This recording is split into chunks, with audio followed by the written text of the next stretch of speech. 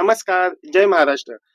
लाडकी बहीण योजनेचा फेब्रुवारी महिन्याचा हप्ता 15, 16, 17 फेब्रुवारी अशा 3 दिवसात 3 टप्प्यांमध्ये लाडक्या बहिणींच्या खात्यामध्ये जमा होणार आहे. सोबतच लाडक्या बहिणींसाठी उद्धव ठाकरे मैदानामध्ये उतरलेले आहेत.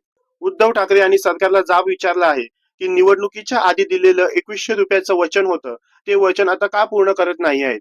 सरकार लाडक्या बहिणीची फसवणूक करत आहे.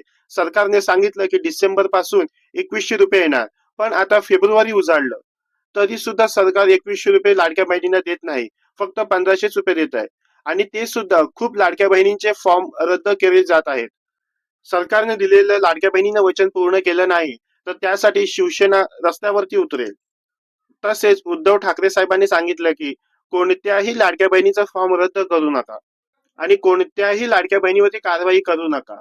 तसेच कोणाकडूनही पैसे परत घेऊ नका. जर असे केले तर सरकार विरोधात शिवसेना, उद्धव बाळासाहेब ठाकरे हे रस्त्यावरती उतरतील.